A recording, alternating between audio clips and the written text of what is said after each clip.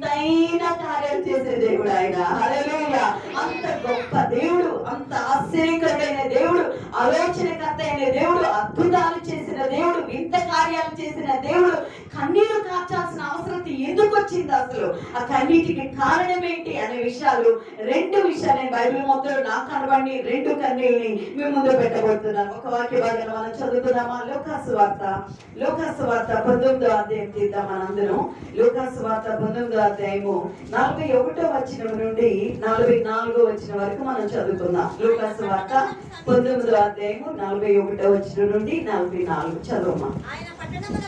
ఆయన పట్టణములకు సమీపించినప్పుడు దానిని చూచి దాని విషయమై ఏడ్చి, ఏం చేశారంటే ఏడ్చి. ఓకే, చదువమ్మా. నీవును ఈ నీ దినమందైనను సమాధాన సంబంధమైన సంగతులను తెలుసుకుని ఎడలా నీకెంతో మేలు, కానీ ఇప్పుడు నీ కనులకు మరుగు చేయబడి ఉన్నవి. ప్రభువు నిన్ను దర్శించిన కాలము నీవు ఎరుగకుంటివి కనుక నీ శత్రువులు నీ చుట్టూ గట్టు కట్టి ముట్టడి వేసి అన్ని ప్రక్కలను నిన్ను అరికట్టి నీలోనున్న నీ పిల్లలతో కూడా నిన్ను నేల కలిపి నీలో రాతి మీద రాయి నిలిచి ఉండనీయని దినములు వచ్చునని చెప్పాను. వాక్యం వెళ్ళిపోయే ముందు చిన్న ప్రార్థన చేసుకున్నామా? ఎవరు హృదయాలు వారు సిద్ధపరచుకుంటూ ప్రభా నాతో మాట్లాడు, ఆశల ప్రాణాన్ని తృప్తిపరిచేదేవు. ఈ మాట మన అడుగున నోరు తెచ్చి యేసయ్య నాతో మాట్లాడయ్యా. అవును పిల్లారా, యేసయ్య మాట మనకి జీవాన్ని ఇస్తుంది, యేసయ్య మాట మనల్ని బ్రతికిస్తుంది, యేసయ్య మాట మనల్ని ఆదరిస్తుంది, యేసయ్య మాట మనల్ని ఓదారుస్తుంది, యేసయ్య మాట మనకు మంచి భవిష్యత్తుని ఇస్తుంది, యేసయ్య మాట ఇంతైన కార్యాలు చేస్తుంది. యేసయ్య నాతో మాట్లాడు. మనందరూ ప్రభుని అడుగుదాం. హల్లెలూయా, హల్లెలూయా. నాతో మాట్లాడు యేసయ్య, నాతో మాట్లాడయ్యా. నాతో మాట్లాడు ప్రభువా, నీవే మాట్లాడుమయ్యా. నాతో మాట్లాడు ప్రభువా, నీవే మాట్లాడుమయ్యా. నీవు పలికితే నాకు మేలయ్యా, నీవు పలికితే నాకు మేలయ్యా. నీ దర్శనమే నాకు చాలయ్యా, నీ దర్శనమే నాకు చాలయ్యా. నాతో మాట్లాడు ప్రభువా, నీవే మాట్లాడుమయ్యా. నాతో మాట్లాడు ప్రభువా, నీవే మాట్లాడుమయ్యా. అవును యేసయ్యా, నువ్వు మాట్లాడితే మేము బ్రతుకుతామయ్యా. నువ్వు మాట మాకు జీవాన్ని ఇస్తుంది యేసయ్యా. నీ మాట మాకు ఆదరణ ఇస్తుంది యేసయ్యా. నీ మాట మాకు ఓదార్పునిస్తుంది యేసయ్యా. నీ మాట మా లోపాన్ని సరిచేస్తుంది తండ్రి.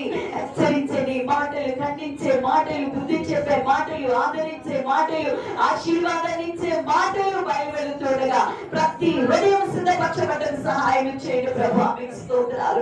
ఎంతో ఆశతో మీదకు వచ్చిన బిడ్డలందరినీ చూడు యేసయ్యా. హృదయం అనే నేల మంచిగా సిద్ధపరచబడ్డ ద్వారా వాక్య విత్తనం బహుగా ఫలించడానికి మీ కృప అనుగ్రహించండి తండ్రి. మనుషుల మాటలు కాదయ్యా, నీ మాటలు వినడానికి మేము వచ్చాం తండ్రి. మాతో మాట్లాడుదేవా, మీకు స్తోత్రాలు. మీరు మాట్లాడుతూ ఉండగా లూదియా వలె నీ వాక్యమందు లక్ష్యముంచడం ద్వారా ప్రతి హృదయం తెరవబడి అంగీకరించబట్టుకు మీ కృప అనుగ్రహించమని ప్రార్థిస్తున్నాను. నిలబడిన నీ ఆత్మచేత అభిషేకించి కేవలం నీ నోటి పూలుగా నన్ను వాడుకొని మా అందరితో మీరే మాట్లాడి మీకు మహిమ తెచ్చుకోవమని యేసు శ్రేష్టమైన నామములో నేను వేడుకొని ప్రార్థిస్తున్నాము తండ్రి. ఆమేన్. హల్లెలూయా. స్తోత్రం. ఈ వాక్య భాగంలో మనం గమనించినట్లయితే యేసు ప్రభు తన ముందు ఉన్న పరిస్థితి ఏంటంటే భయంకరమైన శిలువ శ్రమలు అనుభవించబోతున్నాడు. ఆయన చాలా హింస పొందబోతూ ఉన్నాడు. చాలా బాధ ఆయన కొరకు ఎదురు చూస్తూ ఉంది. కానీ అలాంటి పరిస్థితిలో ఆయన కోసం ఏడవట్లేదండి, ఆయన కోసం బాధపట్ల. ఎంత బాధ అంటే ఆ గెత్సేమనే తోటలోకి వెళ్ళినప్పుడు ఆ ప్రాంతంలో ప్రభు ఏమని పలుకుతాడు, ఆ గిన్నెను చూసి, ఆ ప్రభా నీ చిత్తం అయితే ఈ గిన్నె నా ఎదురు, అంటే అతని పరిపూర్ణ మానవుడిగా ఉన్నాడు కదండి. ఆ బాధ, ఆ వేదన, ఆ హింస, ఆ కలిగిపోయే ఆ శిలువ శ్రమలు ఆయన కళ్ళ ముందు వచ్చినప్పుడు ఒక్కసారిగా బాధపడతాడు. ఆ తర్వాత అయినా నా ఇష్టం కదయ్యా, నీ చిత్తమే జరగాలి అని. జరగబోయే పరిస్థితులు, ఆయనకి ఎదురుగా జరగబోయే సంఘటనలు అన్నీ ఆయన కళ్ళెదుటి కనబడుతున్నా కానీ, ఆయన ఎదురు చూస్తున్నా కానీ, ఆయన మాత్రం ఆయన పొందబోయే కష్టాల గురించి కాదు కానీ అక్కడ ఎందుకు ఏడుస్తున్నాడో మనం చదువుతాం కదా 41లో. ఆ పట్టణములకు సమీపించినప్పుడు దాన్ని చూచి దాని విషయమై ఏడ్చి, యెరూషలేము పట్టణంలోకి వెళ్ళినప్పుడంట దాన్ని చూసినప్పుడు యేసయ్య ఏడ్చాడంట. ఎందుకు ఏడ్చాడు ఆయన అని మనం ఆలోచిస్తే దాని వైపు చూసి మాట్లాడుతున్నాడు. ఏమన్నా తెలుసా, నీవును ఈ నీ దినమందేలలో సమాధాన సంబంధమైన సంగతులను తెలిసి కొనినేడలా నీకెంతో లేదు, కానీ నువ్వు తెలుసుకోవట్లా. ఏం చేయట్లా? నువ్వు తెలుసుకోవట్లా. ఎన్నోసార్లు చెప్పినా కానీ నువ్వు లోపడలేదు. కానీ ఇప్పుడు లోపడాలని నువ్వు చూసినా ఇప్పుడు నీ కన్నులకు అవి మరుగు చేయబడి ఉన్నవి. ప్రభు నిన్ను దర్శించిన కాలము నువ్వు ఎరుగుకుంటేవి కనుక జరగబోయే పరిస్థితి చాలా భయంకరంగా ఉంది. నీకు భయంకరమైన దుస్థితి సంభవించబోతూ ఉంది. ప్రియ దేవుని బిడ్డలారా, వాస్తవంగా దేవునికి అసలు యేసు ప్రభుకి ఎదురు చూస్తున్న పరిస్థితులు ఏంటంటే భయంకరమైన హింస పడబోతున్నాడు. ఆయన బాధను అనుభవించబోతున్నాడు, శిలువ శ్రమలు అనుభవించబోతున్నాడు. కానీ తనకు వస్తున్న ఆ బాధ, హింస, శిలువ శ్రమలు బట్టి ఆయన బాధపడటం లేదు. కానీ తన కళ్ళ ఎదుట కనబడుతున్న యెరూషలేము పట్టణం వైపు చూసి ఒక్కసారిగా ఆయనకి కళ్ళ నీళ్ళు వచ్చేసినాయి అంట, బాధ వచ్చేసిందంట. అయ్యో నిన్ను దర్శించిన కాలాన్ని నువ్వు ఎరగలేదే, అయ్యో నిన్ను దర్శించిన కాలాన్ని నువ్వు ఎరగపోవడం వల్ల భయంకరమైన దుస్థితి నీకు సంభవించబోతూ ఉంది. ప్రియ దేవుని బిడ్డలారా, యేసయ్య ఎందుకు ఏడుస్తున్నాడు తెలుసా? చాలా మంది ప్రజలంట దేవుడు దర్శించిన కాలాన్ని గుర్తించకుండా కాలదన్నుకోవటం వల్ల దుస్థితికి, భయంకరమైన పరిస్థితులకి దిగజారిపోవాల్సిన స్థితి వస్తుందంట. అందుకే ప్రభు ఏడుస్తూ ఉన్నాడు. ప్రియ సహోదర, సహోదరి, ఇక్కడ అనేక మంది స్త్రీలు, పురుషులు, యవనస్తులు ఉన్నారు. యేసయ్య ఎన్నోసార్లు నీకు అవకాశం ఇచ్చి ఉంటాడు, ఎన్నోసార్లు నిన్ను తట్టుంటాడు, ఎన్నో విషయాలు నీకు చెప్పుంటాడు, ఎన్నోసార్లు నీతో మాట్లాడుంటాడు. ఒకే విషయాన్ని ఎన్నోసార్లు నీతో మాట్లాడుంటాడు, ఎన్నోసార్లు నీకు దర్శనం ఇచ్చుంటాడు. కానీ చాలా మంది అంట దేవుడు దర్శించిన కాలాన్ని ఎరగకపోవడం వల్ల దుస్థితి, భయంకరమైన దుస్థితి ఎదుర్కోవాల్సిన పరిస్థితి ఏర్పడుతుందంట. యెరూషలేము గురించి ప్రభు అంటాడు, రాతి మీద రాయి నిలవకుండా శత్రువు ఏం చేయబోతున్నాడు నిన్ను చూసి. పిల్లరా, ఆ యెరూషలేము పట్టణం ఎవరో కాదండి, నువ్వు నేనే. దేవుడు మన భయంకరమైన దుస్థితిలో ఉండడం ఆయనకి ఇష్టం లేదు. ప్రభు అంటాడు, అందరూ అంతటా మారు మనసు పొందాలని ఆయన కోరుకుంటాడు. మారు మనసు పొందిన మనము మారు మనసు తగిన ఫలాలను మనము ఫలించాలండి, ఫలించాలి. ఒక మొక్క మన పెరట్లో వేసుకున్నామంటే, ఒక జామ చెట్టు వేసుకున్నామంటే తగిన కాలంలో ఫలాలు రాకపోతే మనం ఎంత బాధపడతాం. కొంతకాలం చూస్తాం, ఆ తర్వాత ఏమంటాం, అయ్యో ఈ ఫలాలు లేని చెట్టుకి వ్యర్థం కదా ఈ నేల అని చెప్పి దాన్ని పెరిగి పాడేసి ఇంకొక మొక్క వేయటానికి ఇష్టపడతాం కదా. కానీ యేసయ్య అంటున్నాడు కదా, అయ్యో నిన్ను పెరిగి వేయటం నాకు ఇష్టం లేదు, నిన్ను నాశనం చేయడం నాకు ఇష్టం లేదు, నువ్వు నశించిపోవడం నాకు ఇష్టం లేదు, నిన్ను ఫలింప చేయాలనుకుంటున్నాను. గట్టిగా చదువు గట్టి ప్రభుత్వం. హల్లెలూయా. మనల్ని ఫలింప చేసే దేవుడు, మన అభివృద్ధిని కోరుకుంటున్న దేవుడు, మన ఆశీర్వాదాన్ని కోరుకుంటున్న దేవుడు. నువ్వు నశించిపోవడం, నువ్వు పడగొట్టబడటం, నువ్వు నాశనం అయిపోవడం, నువ్వు దుస్థితిలోకి దిగజారిపోవడం ఆయనకి ఏమాత్రం కూడా ఇష్టం లేదు. పిల్లల ఎందుకు కన్నీరు కారుస్తున్నారో తెలుసా? ఎంతో కాలంగా ప్రభు హెచ్చరిస్తున్న హెచ్చరికలకి నువ్వు లోపట్టం లేదంట. ఎంతో కాలంగా దేవుడు చెప్పిన మాటకి నువ్వు అంగీకారం చూపించడం లేదంట. దేవుడు చెప్పిన మాటకి ఆయన లోబడలేకపోతున్నావట. ప్రభు అంటున్నాడు, అయ్యో దర్శించిన కాలాన్ని నువ్వు కాలదన్నుకుంటే తర్వాత వచ్చినా కానీ ఉపయోగం. అప్పుడు నాకు ఇద్దరు వ్యక్తులు గుర్తొచ్చారండి. చదువుదామా? హెబ్రీయులకు రాసిన పత్రిక 12వ అధ్యాయంలో 17వ వచనం ఒక మాట ఉంది. హెబ్రీయులకు రాసిన పత్రిక 12వ అధ్యాయము 17వ వచనం చదువుదాం. తీసిన వర్షండి ఫిబ్రవరికి రాసిన పత్రిక 12:17. మీలో ఎవడైనను దేవుని కృపను పొందకుండా తప్పిపోవునేమో అనియు చేదైన వేరు ఏదైనా మొలిచి కలవరపరచుటకు రాసిన పత్రిక 12:17. అదే మా చదువు. ఏశావు ఆ తరువాత ఆశీర్వాదం పొందగోరి కన్నీరు విడుచుచు దాని కోసరము శ్రద్ధగా వెతికిన మారు మనసు పొందటానికి అవకాశం లేక విసర్జింపబడింది. ఏశావు జీవితం గురించి మనకు తెలుసు కదండి. అరే ఏశావు శారీర సంబంధమైన వ్యక్తి. ఒక్క కొత్త కూటి కోసం జ్యేష్ఠత్వపు హక్కునే అమ్మేసుకున్న భ్రష్టుడు అంటాడు యేసయ్య. ప్రియ దేవుని బిడ్డలారా, ఎందుకంటే శారీరక సంబంధమైన విషయాల కోసం ఆత్మ సంబంధమైన ఆశీర్వాదాలను పోగొట్టుకుంటావా? ఈ లోకంలో ఒక వ్యక్తి నీకు 1000 రూపాయలు ఇస్తారని నీకు ఆశ చూపించి లొంగిపోతే దేవుడిచ్చే 10 లక్షల విషయం నువ్వు మర్చిపోతున్నావే. ఈ లోక సంబంధంగా ఒక మనిషి ఒక ఇల్లు ఇచ్చే విషయంలో ఆలోచించి పర సంబంధమైన అద్భుతమైన పరలోకంలో నీకు నివాసాన్ని ఏర్పాటు చేస్తున్న దేవుడి విషయాలను మర్చిపోతున్నావే. తాత్కాలికమైన వాటి మీద మన మనస్సు ఉంచకూడదండి.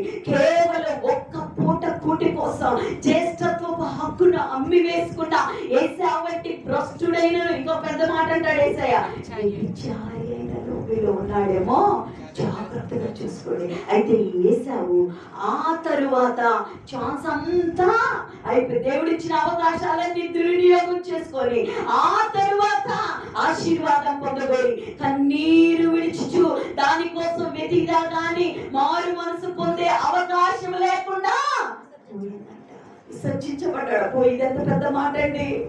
దేవుడే విసర్జిస్తే మన బ్రతికేంటి? ప్రియ సహోదర సహోదరి, దేవుడి మాట ఎందుకు బయలుపరిచాడో నాకు తెలియదు, కానీ చాలా మంది జీవితాలను బట్టి దేవుడు బాధపడుతున్నాడంట.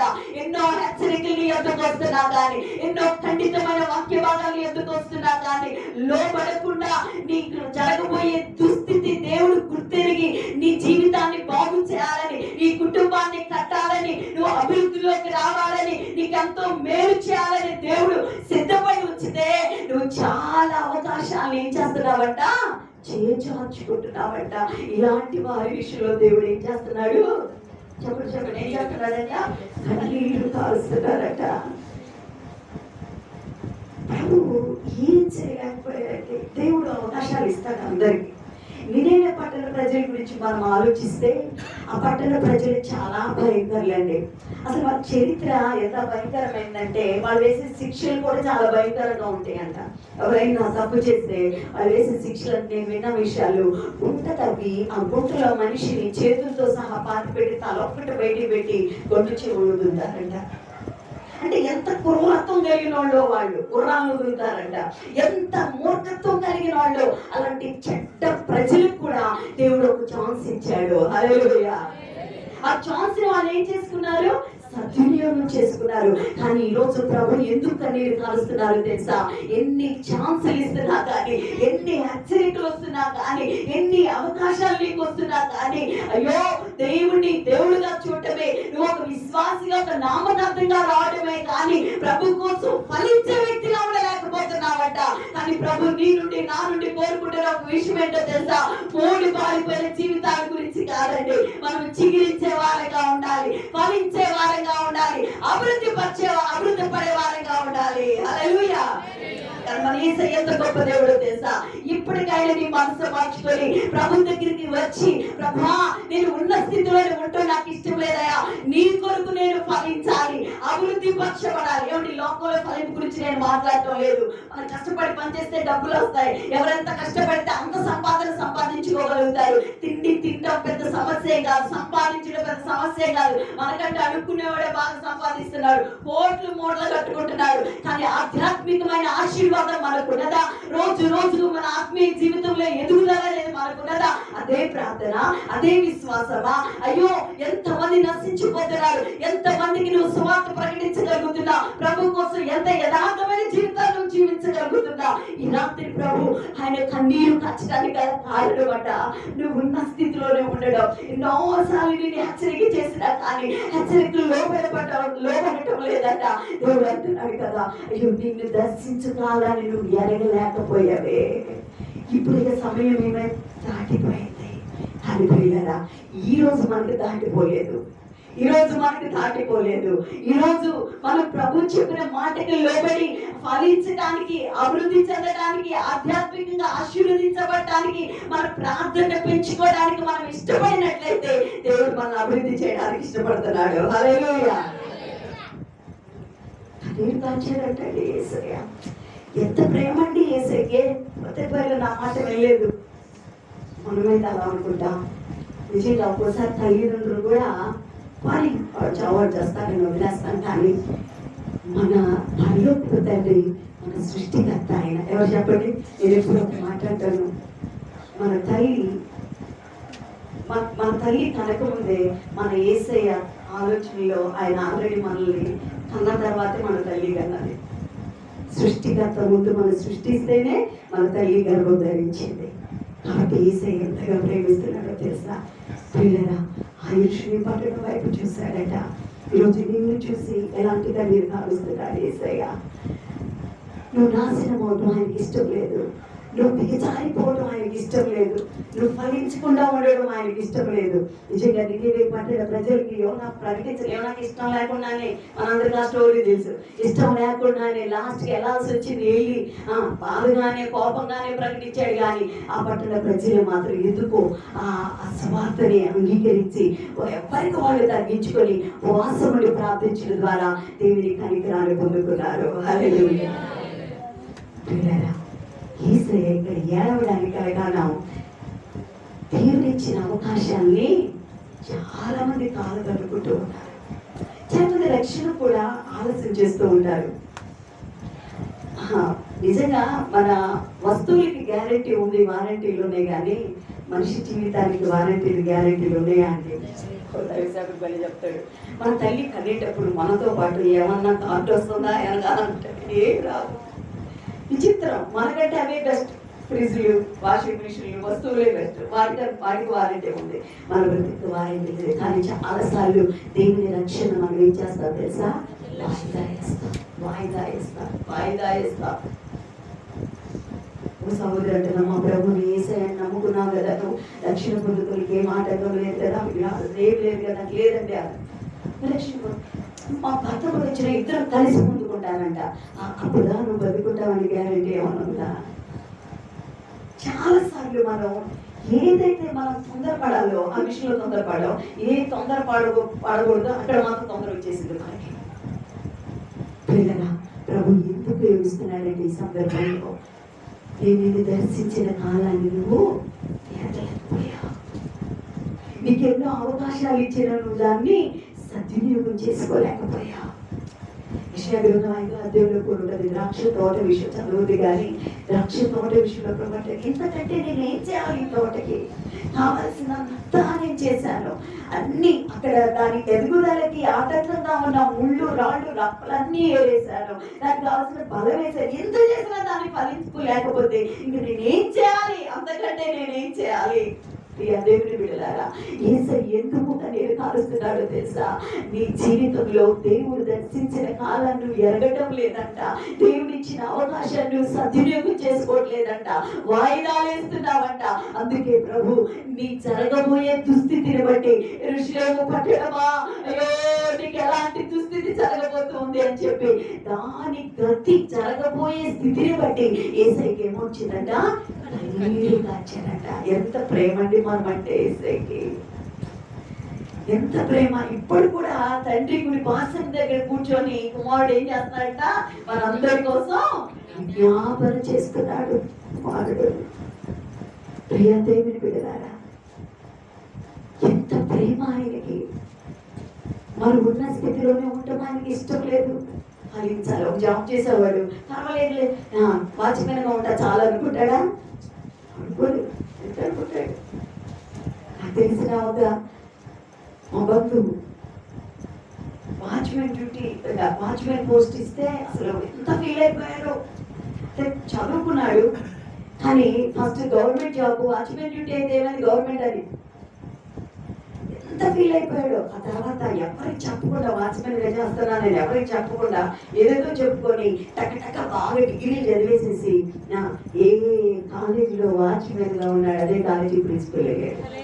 అంటే ఎవరు ఇష్టపడరండి, ఇదేం ఇష్టపడరు, ఉన్న స్థితిలోనే ఉండడానికి ఎవరు ఇష్టపడరు. ఏసై కూడా ఇష్టపడలా, నువ్వు ఉన్న స్థితిలోనే ఉండకూడదంట, క్రమంగా మనం అభివృద్ధి పరచబడాలి.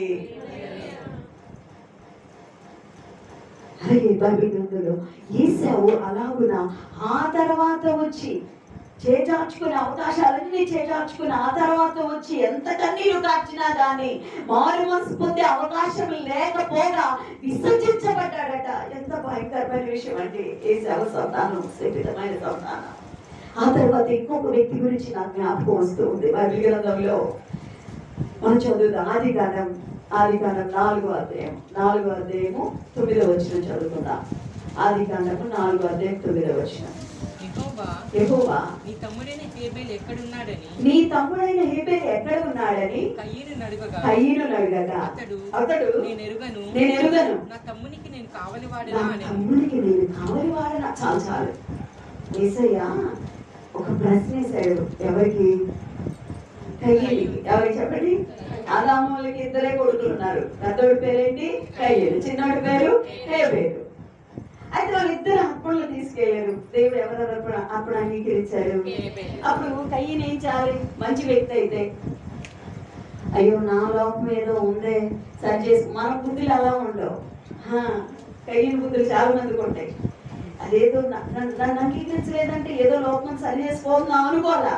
అసలు వీడు ఎందుకు అంగీకరించాలి అని చెప్పి తమ్ముని మీద కోపం పెట్టుకున్నాడంట. మనందరికి తెలుసు ఆ తమ్ముడు ఏం చేశాడు కూడా. ఆ స్టోరీ అంతటి కోసం నేను చెప్పడం లేదు కానీ ప్రభు అంటాడు కదా, కయ్యతో మాట్లాడుతున్నాడు ఒక రోజు, నీ తమ్ముడు హేబెలు ఎక్కడున్నాడు? దేవుడు తెలీదా? దేవుడు తెలీదా? కయ్యని చంపేయడం తెలీదా? హేబెల్ని తెలుసు, కానీ అవకాశం ఇస్తున్నాడు కయ్యనికి. దేనికి అవకాశం ఇస్తున్నాడు? ఇప్పటికైనా ఏమైనా పశ్చాత్తాపడతాడేమో, ఇప్పటికైనా పశ్చాత్తాపడతాడేమో, తన తప్పునేమో ఒప్పుకుంటాడేమో. తెలియకాదండి దేవుడు అడుగుతుండే. ఆ పొలంలో తీసుకెళ్లి ఆ తమ్ముడి మీద కుట్ర చేసి నమ్మకంగా తీసుకొచ్చి నమ్మక ద్రోహం చేసి తమ్ముడు చంపేసిన విషయం తెలుసు. ఆ రక్తం యేసయ్యకి మొరపెట్టిన విషయం అన్ని తెలుసు. కానీ కయ్యనుతో నీ తమ్ముడైన హేబెలు ఎక్కడున్నాడు అనడానికి కారణం ఏంటంటే ఛాన్స్ ఇస్తున్నాడు దేవుడు కయ్యనికి. కానీ కయ్యను ఆ ఛాన్స్ ఏం చేయలేదు, సద్వినియోగం చేసుకోలేకపోయాడు. ప్రియ సహోదరుడా సహోదరి, ఈ వాక్యం వింటున్న నీ జీవితంలో ఎన్నో పాపాలు, దాచబడిన పాపాలు. కొంతమంది బయటికి కనబడవలే, బయటికి బాగానే ఉంటారు కొంతమంది, కానీ కొంతమంది దాచబడిన పాపాలు కొన్ని ఉంటాయి అన్నమాట. అలాంటి విషయాలు వాక్యాల ద్వారా బయలుపరచబడుతున్నప్పుడు నా కాది అన్నట్టు కూర్చోవద్దు. దేవుడు బయలుపరిచినప్పుడు ఇది నా కోసమే యేసయ్యను ఒప్పుకోవడానికి విడిచిపెట్టడానికి ఇష్టపడితే నీ జీవితం మరొక మలుపు తిరగబోతుంది. కానీ ఒప్పుకోకపోతే ఏం జరుగుతుందో తెలుసా? కయ్యనికి ఛాన్స్ ఇచ్చినట్లయితే దేవుడు నీకు ఛాన్స్ ఇస్తున్నాడు. ఛాన్స్ ని లేదా అవకాశాన్ని సద్వినియోగం చేసుకోకపోతే బెంచీల్లో పడిపోతావు. కయ్యను అంటున్నాడు కదా, వెంటనే ప్రభు దగ్గర, అయ్యో ప్రభు నేను తప్పు చేశానయ్యా, క్షణికావేశంలో నా తమ్ముడి మీద కోపడి చంపేశాను, నన్ను క్షమించంటే బాగుండేది. కానీ అప్పటికి కోపం తెలియలాయి గారికి. ఎంత దుర్మార్గుడో, ఎంత మూర్ఖత్వం కలిగిన వాడో. దేవుడు ఇచ్చిన అవకాశాన్ని కయ్యను సద్వినియోగం చేసుకోకపోగా రివర్స్ లో ఎవరికే ప్రశ్న వేస్తున్నాడు? మూర్ఖత్వం కలిగిన వారు ఇలాగే ఉంటారు. ఎవరితో మాట్లాడుతున్నారో కూడా తెలియదు, ఎవరితో ఏం మాట్లాడుతున్నారో కూడా తెలియదు. నా ముందు సేవకురాలా, సేవకుడా, మా అమ్మ నాన్న, మా పెద్ద నాన్న, మా పెద్దోళ్ళ ఏముండవు వాళ్ళకి. మూర్ఖులు. దేవుడే మాట్లాడుతుంటే నా తమ్ముడికి ఏమన్నా కావాలన్నా ఒక దేవుడితో అలాంటి మాట మాట్లాడుతున్నాడండి. సద్వినియోగం చేసుకోలేకపోయాడు. దెబ్బకి ప్రభు చేసేది ఏమి లేక కయ్యనలా విడిచిపెట్టేశాడు. దేశకి పరైపోయాడట. ప్రియ దేవుని బిడ్డలారా, ఇక ఇలాంటి వారి కోసమే యేసయ్య ఏడుస్తున్నాడండి. అదిగో అలాంటి వారి కోసమే యేసయ్య ఏడుస్తున్నాడు. వాళ్ళని ఎందుకు బైబిల్లో ఉంచాడు, బైబిల్ గ్రంథంలో ఉంచాడంటే మనకు బుద్ధి చెప్పడానికి ఉంచాడండి. మనం యేసయ్యలాగా ఉండకూడదు, మనం కయ్యూరులాగా ఉండకూడదు. దేవుడిచ్చిన అవకాశాలు మనం సద్వినియోగం చేసుకోవాలి.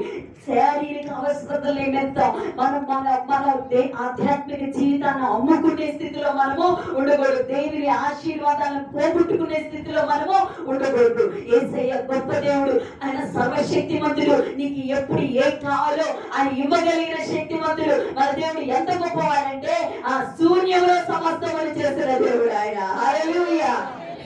ఆకాశ గగనాలలో నీ చేతులతో కొలిచితివి, ఆకాశ గగనాలలో నీ చేతులతో కొలిచితివి, శూన్యములో ఈ భూమిని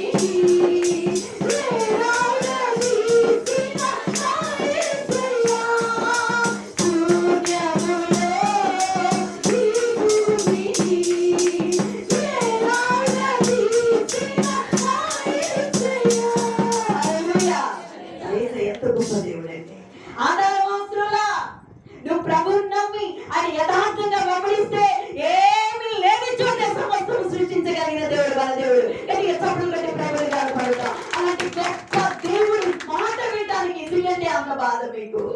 నీకు నష్టంగా అనిపించవచ్చు ఆయన మాట వినేటప్పుడు, కొన్నిసార్లు ఆయన మాట వినడానికి కొంచెం కష్టంగా అనిపించవచ్చు, కొంచెం బాధగా అనిపించవచ్చు. అయ్యో ఇది విడిచిపెడితే ఎలా నీకు అనిపించవచ్చు. ప్రభు చెప్పిన మాట నువ్వు వింటే నువ్వు అనుకున్న దానికంటే అద్భుతమైన ఆశీర్వాదాన్ని స్వతంత్రింపజేస్తాడు ఆయన. హల్లెలూయా. ఆ విషయం అర్థం కావట్లేదు. యోసేపుకి దేవుడు గొప్ప దర్శనాన్ని ఇచ్చాడు. మనందరికి తెలుసు దర్శన భావాలు ఏంటి, దర్శన భావం ఏంటి, నువ్వు ప్రధాని అవుతావురా అని. యోసేపుకి దర్శన భావం ఏంటంటే, 2 దర్శనాల భావాలు ఏంటంటే, నువ్వు గొప్ప వ్యక్తి అవుతావు, నీ అన్నదమ్ములు మీ అమ్మ నాన్న కూడా నీ కాళ్ళ దగ్గరికి వస్తారు. అబ్బా, ఆ కళ రాకముందు బాగానే ఉన్నాడు, కళ వచ్చిన శ్రమలు ప్రారంభమైనవి. అందుకని యోసేపు తప్పు చేశాడా? అది గుర్తుపెట్టుకునే విషయాన్ని నేను ఎప్పుడు అనుకుంటాను, యోసేపు కళ రాకుండా బాగుండేది. కళ రాకముందు బంగారం లాగా నాన్న చూసుకుంటా ఇంట్లో ముందు బిడ్డగా పెరిగాడు. ఆ దర్శనాలు వచ్చిన దగ్గర నుండి మారిపోయింది పాపం పరిస్థితులు అంతా. ఎవరో బయటోడు కాదు, అన్నలే అసూయ చేత బాబోయ్ నాన్న ఇబ్బందులు పెట్టారు, మనందరూ దేశం ఒంట్లో పడేసారు, అమ్మేశారు, బానిసగా వెళ్ళాడు, ఒక ఇంట్లో నిందించబడ్డాడు. ఇదేంట్రా బాబు, ఏసై నమ్ముకొని ఏసై కోసం యథార్థంగా ఉంటే ఈ నిందలేంది, ఈ బాధలేంది, ఈ పొంటలేంది, ఈ బానిసత్వం ఏంది అని అనుకున్నాడు యోసేపు.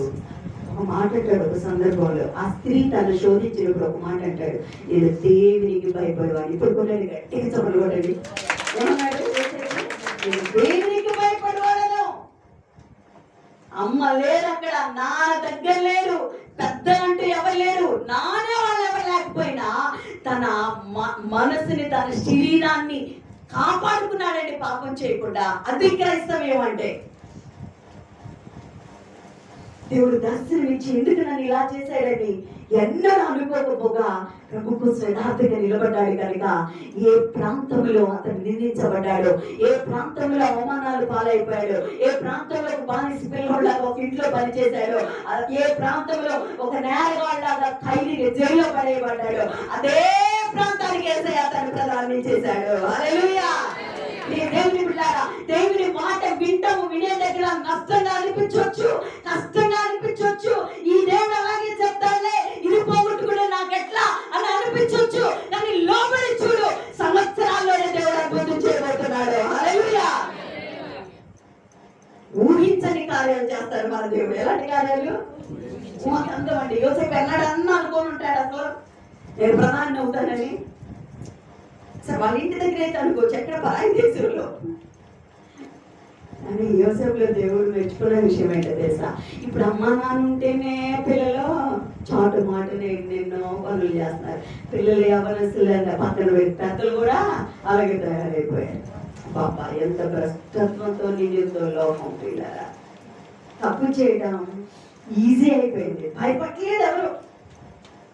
కానీ ఎవరి ఆశీర్వాదాలు కావాలంటే వీళ్ళకి అబ్బా ఎలా వస్తాయండి, ఎలా వస్తాయి? ఏశావుకి, కయీనుకి, యోసేపుకి ఎంత తేడా ఉంది, ఎంత తేడా ఉంది. పిల్లరా, దేవుని మాట వినేటప్పుడు నీకు కష్టంగా అనిపించిన లోబడి కొంచెం కాలమే ఆ నష్టం కనపడేది, ఆ కొంచెం కాలమే నీకు శ్రమ అనిపించేది, కొంచెం కాలమే.